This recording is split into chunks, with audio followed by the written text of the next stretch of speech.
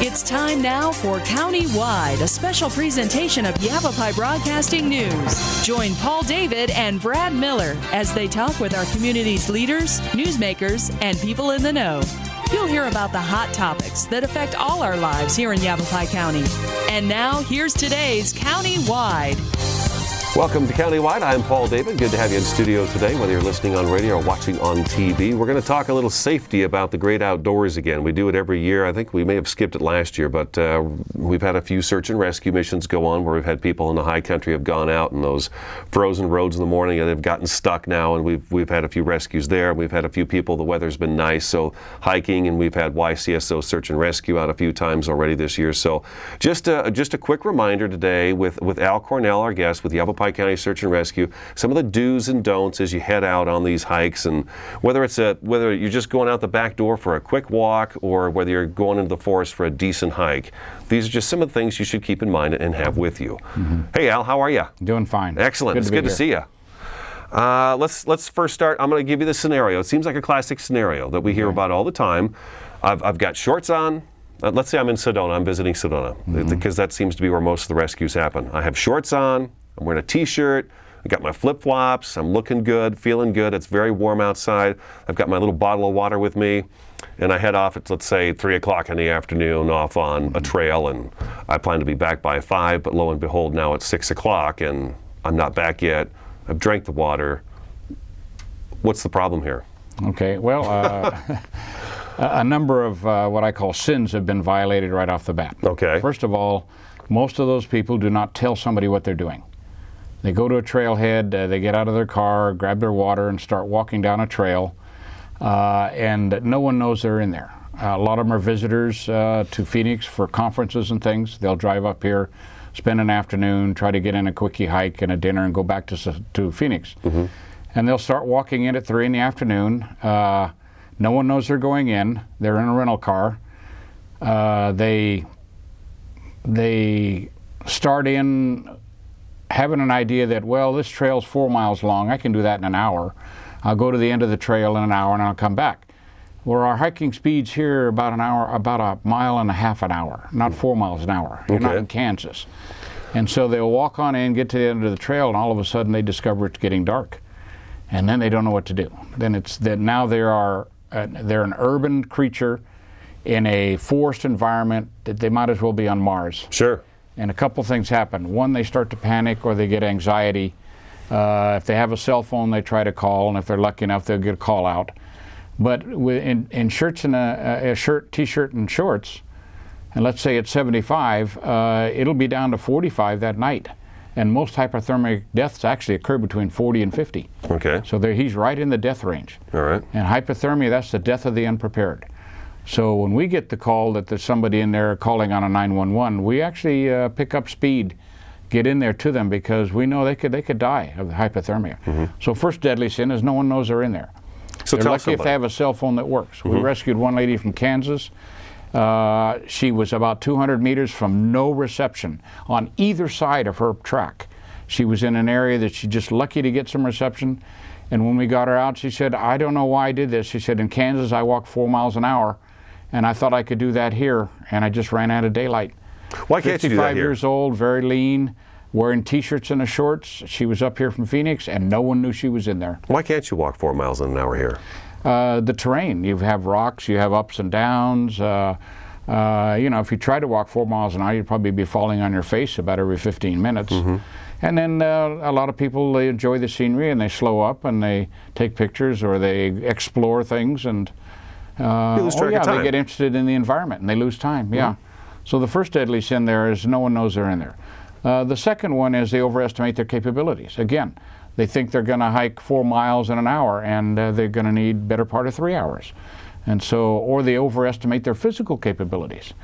They come from an urban environment. They're not in very good shape, but 3 or 4 miles doesn't look like a lot. And I've run into this a lot.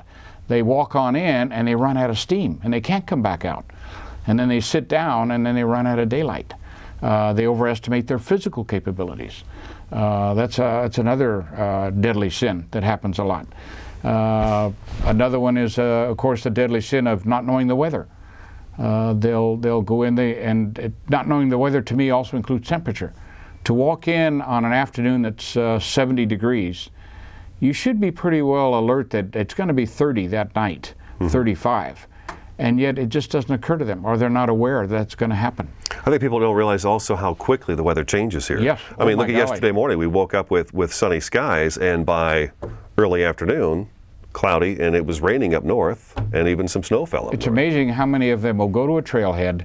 They'll have extra sweaters and things in the car, and they'll leave them there because 3 or 4 in the afternoon, it's really nice.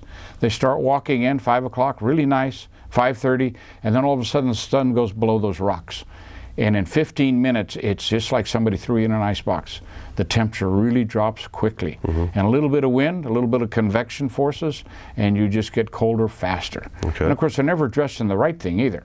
They're dressed in cotton, which is the common material for most of our clothing today.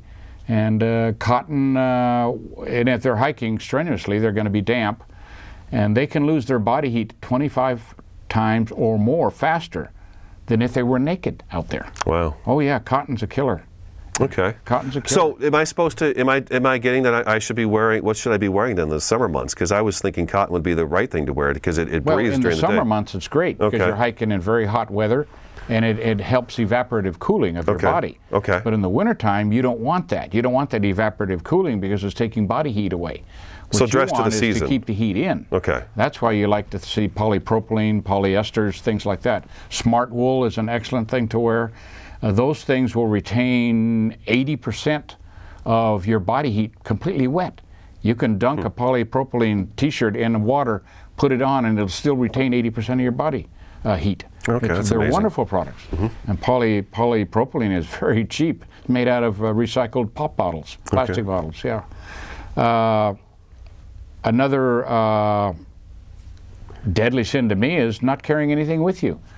We go in and, you know, I kid with people. I said, if you're going to go out there and get lost with a smoker. And they say, why? Because smokers always have fire. I've never met a smoker that didn't carry at least 2 lighters. And I'm serious. And we rescued a lady in Boynton Canyon in the past winter. She wandered up there, and she was a lady from flat country, urban. She had this mentality that because of where she's from, all hikes, all paths are loops. So she got to the end of Boynton and she couldn't find the loop. Well, there isn't any. You turn around and come back. So she kept searching and searching and searching for this loop until it got dark. And the way we found her quickly was she had 2 lighters in her pocket. She was a smoker. And we brought in a helicopter to help us because she called on 911, but with a cell phone service that was one of those not well known, not national, and so they couldn't give us her coordinates like Verizon could. Okay. So all they could give us was, well, we got her on this cell phone tower and she's probably 24 miles away. So all we could do is draw an arc. And we looked at all the canyons in that arc and we picked Boynton as probably the most probable. And so we brought in a helicopter and he saw her with her lighters. She was standing there like this, flashing her lighters about 10 o'clock at night, trying to get, and they saw her. Wow. Yeah. And if she had to spend the night, she could have started a fire. So at least smokers are prepared to at least stay warm. Right. Yeah. So you want to have one of those. But that's a deadly sin, that people don't bring anything with them. The typical search subject is almost like they're out of a cookie cutter. They have poor clothing, limited or no water, of course no food, which isn't a big deal, no fire, no flashlight, no map or compass, so they don't know where they are when they get off trail. The only thing in common, that's in common on the downside. On the upside, they all carry a cell phone. So if their cell phone gets out, we'll get them. Okay. We have to take a break. Sure. Al Cornell with Yavapai County Search and Rescue in studio today. We're talking about the do's and don'ts of hiking and just the quick day walk that you might take. I'm Paul David. This is Countywide. We'll be back in just a couple minutes. Here in northern Arizona and throughout Yavapai County, people count on Orkin Pest Control. With over 100 years of combined experience, nobody knows how to protect your home or your business from harmful or annoying pests like the Orkin Man. To start service, contact your Northern Arizona Orkin Pest Control. In the Verde Valley, call 567-5100 or Orkin Pest Control in the Prescott area at 775-8772. Thousands of fires across the United States are caused by careless people. Hi, I'm Fire Marshal Rick Contreras with the Cottonwood Fire Department. The major threat of human-caused fires are from burning debris that get out of control or improperly extinguished or unattended campfires. Remember that fireworks have no place on our wild lands. Become part of the solution. Learn more about proper fire safety by contacting the local fire department.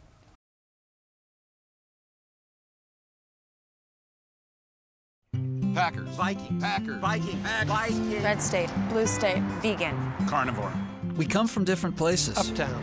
Downtown. Optimist. We come to different conclusions. Half empty. Half full. But when we live united, we create real, lasting change in the building blocks of life. The education, income, and health of our communities, Live. our families, United. even the person next to us. Live united. Real change won't happen without you. So give, advocate, volunteer, live united. Sign up at liveunited.org.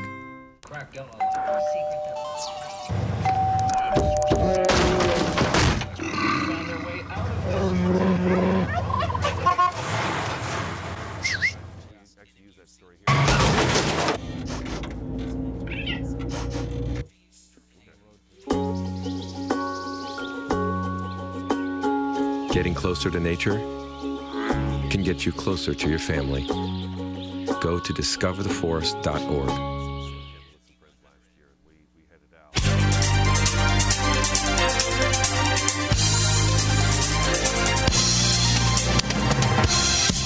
Welcome back to Countywide. Al Cornell with the Yavapai County Sheriff's Office Search and Rescue in studio today. We're talking about do's and don'ts of hiking and camping and just basically anytime you're outside, whether it be the wintertime or the summertime. We're coming up on summer, but we're not so focused on that. Just the things you should definitely have. Now, when we went to break, you were talking about people go out there with nothing at all. We just had a rescue on Bell Rock, and I think the story was, and we had some photos, she came out with just a small bottle of water, and she had the flip-flops, and I kind of picked the outfit she was wearing to just kind of describe that this is the classic person who goes out and gets stuck. In fact, her outfit was so clean and dressy, it looked like she was going to Chico's to go shopping. Yeah, we're putting the pictures up on the screen right now, and one of them looks like you two are just being done with a hike and heading off to dinner or something. Yes. What should I have with me? And you know, I think what makes people worried is that, oh my gosh, I'm gonna have this big 20-pound pack on my back, and I'm gonna have all these clothes tied around me, and it's just gonna be this nuisance. But that's a very good point. That's an excellent question, because people do have that mentality, and their mentality is, I don't want to carry all that stuff because it won't be fun. And they don't need to carry all that. What you need, you could carry for a day hike in a fanny pack. Okay. With a couple bottles of water on each side, kind of thing. You need appropriate clothing. If it's in the wintertime, you know, wear some decent clothing out there, and have an extra layer in your pack, an extra layer of very lightweight clothing in case you end up being out there longer than you expect. I like to carry a small shelter. I have a 5x8 really lightweight shelter. I don't think it weighs 6 ounces. I got it at an outdoor supply store that I can rig up and over me in case I get caught out overnight. And getting caught out overnight for me isn't, I don't know where I am. For me, it's I fell and broke my leg, and I'm not going to get help to the next day, or my ankle's broken. So I like to carry a 5x8 or something like that. I can rig over me in case it's going to rain, keep the rain off me. If it's not, if it's windy, keep the wind off of me. So first line of defense is your clothing. Second line of defense then is something to keep the forces off of you at night, wind, rain, and things like that. Okay. And the third line of defense for protection is fire. Make sure you have a couple lighters in your pack or in your pocket. I always have a lighter in my pocket, even though I'm a non-smoker. It's just a common sense thing to do.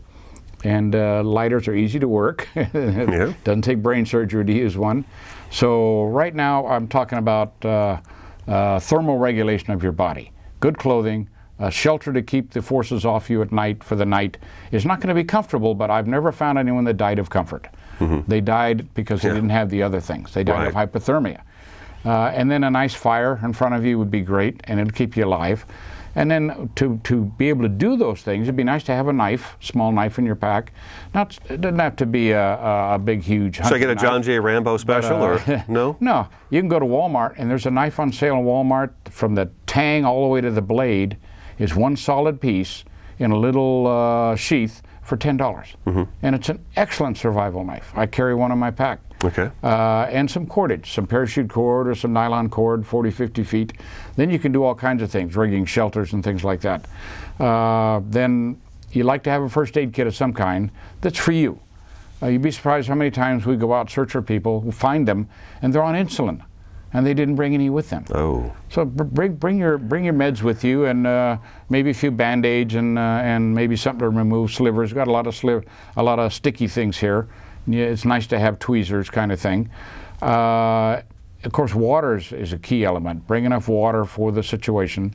I always carry. How much? Because that's one of the things I see as being something that's going to really weight me down and make my hike not so fun. Typical day hike in the summer, I carry 4 liters. And then I stick a 5th 16-ounce bottle inside my pack I'm not going to touch that until the very end. That's your what-if bottle. Need it. And that's the one I end up giving to people almost every hike I'm out on, and run into people that are out of water. I pull that out and I give that to them because they're not thinking like that. Speaking of that, we with the great cooperation of the Forest Service, they put up signs for us on the Hot Loop Trail. People would hike that trail thinking, well, it's just a day hike and it's a loop. It's 22 miles long. Where is this trail? It starts in the village of Oak Creek at Jack's Canyon, or it'll start behind the ranger station at Woods Canyon. It makes this huge loop, 22 miles. A young man got on there the other day, started in, saw the sign, and it woke him up. He went back to his car, got more gear because he was going to spend the night up there, and he did. Went up, spent the night, came back out the other way. That sign stopped him, made him go back to his car and add more things to his pack, and probably saved his life. Probably saved his life. I was going to ask you about that. Do we know, and I thought this was talked about years ago, a few years back, that we were going to the sheriff's office was going to try to get together kind of a brochure like you have there, the do's and don'ts of hiking and camping, and have those in the resorts and hotels. So I don't know how you'd know if they're going hiking or camping or not, but it seems like that's something everybody should get. I'm glad you raised that, and when this is over with, I'm going to take that on as an initiative with the Sheriff's Department. I think it's excellent. I have run into people and we'll say, but you're out here without a map and compass. Oh, no, I have a map. Here's my map right here. And it's from a concierge in one of these resorts, and it's the entire Verde Valley on an 8x10 paper, and they think they can hike with that. So yes, we do need to be providing some information to those people, and maybe we could start a program to do that. It seems to me like it'd be almost a check-in thing. You'd hand it off with the check-in. Anyone with the keys that comes up and says, we're thinking of going hiking, if nothing else, just hand them a list. Make sure you have these items with you. You can have all of this stuff here. I didn't mention signaling. A good signal mirror would be nice, even a compact. If you can signal an aircraft, even if they're not going to help you, they'll report the flashes. And, oh, really? Oh, yes. I didn't know that. Oh, pilots will report those flashes. And then the FTC gets on, or not, I mean the Aeronautics Administration.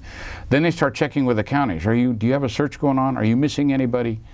We got flashes on this hilltop over here. Yeah. And another nice thing would be have a whistle. A whistle's nice. You know, people, it's kind of interesting. I'm going to diverge just a little bit. People go out in the forest and they don't bring anything at all. If they would bring stuff just on their basic unsupported fears, they would be fine.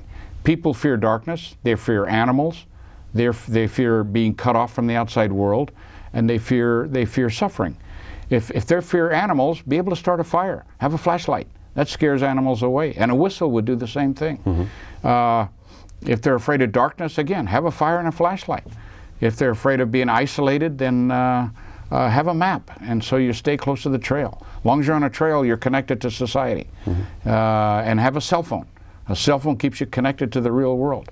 So if people just would go out there and say, you know, I'm afraid of these 5 things, I'm going to bring a little thing for each one of these, they would be carrying the same gear we carry. That is really funny. That's a good point. That's a good point. We have to take our second break already. Okay. Al Cornell's in the studio with the Yavapai County Sheriff's Office Search and Rescue. I'm Paul David. We'll be back in just a couple minutes. Here in northern Arizona and throughout Yavapai County, people count on Orkin Pest Control. With over 100 years of combined experience, nobody knows how to protect your home or your business from harmful or annoying pests like the Orkin Man. To start service, contact your Northern Arizona Orkin Pest Control. In the Verde Valley, call 567-5100 or Orkin Pest Control in the Prescott area at 775-8772.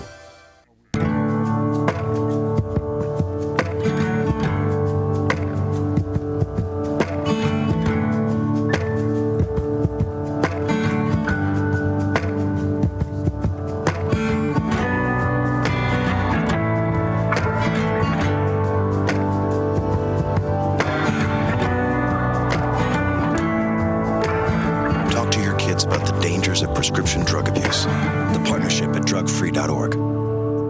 Hi, I'm Steve Scourge with Yavapai Silent Witness. Marcel Gonzalez was murdered on this spot almost 15 years ago, back in March of 1997. We know that there is somebody out there who knows what happened in the alley that night. Yavapai Silent Witness is offering an $11,000 cash reward for information that leads to the arrest of Marcel's killer. For Yavapai Silent Witness, I'm Steve Scourge.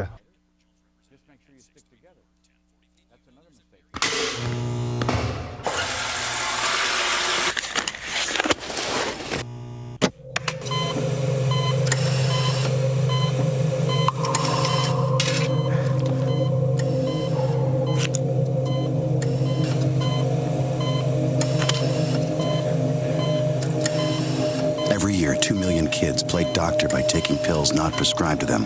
Talk to your kids about the dangers of prescription drug abuse. The partnership at drugfree.org.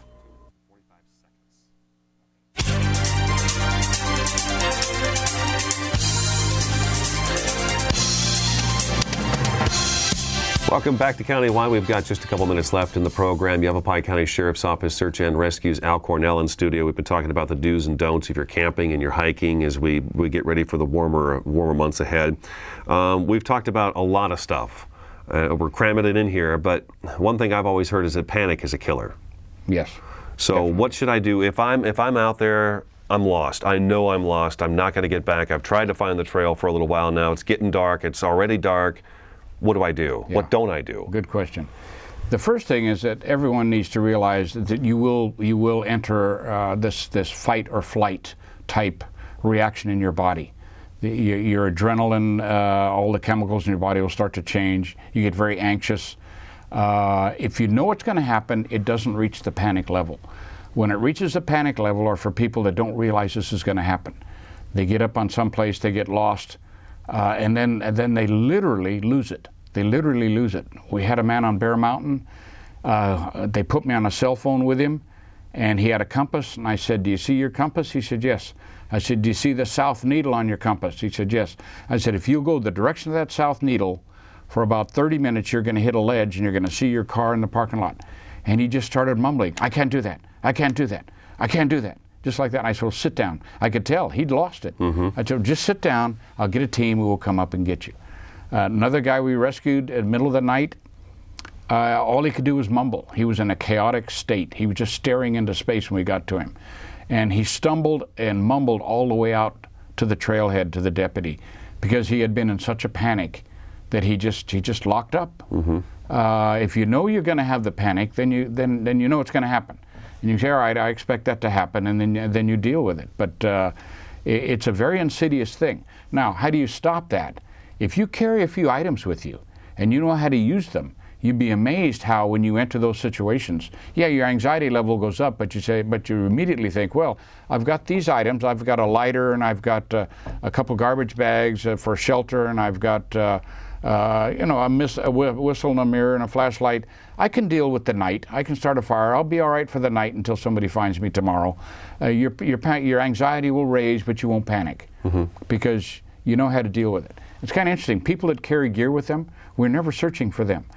The other thing is that they start into a situation that's starting to go bad, they back out quickly because they're already sensitized to the fact that this is a problem area and I don't want to be uncomfortable tonight, so I'm going to back out. People that don't have gear with them and aren't experienced, they keep stumbling into it and just get worse and worse and worse. We're out of time. Al Cornell, thank you so much. Good to see you. Good to have you in studio. I'm Paul David. That's today's Countywide. We'll talk to you again next time.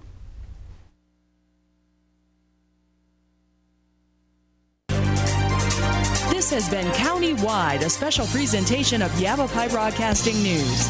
Listen in each Tuesday and Thursday as we tackle the hot topics and talk to the decision makers across Yavapai County. That's Countywide with Brad Miller and Paul David each Tuesday and Thursday on this Yavapai Broadcasting station.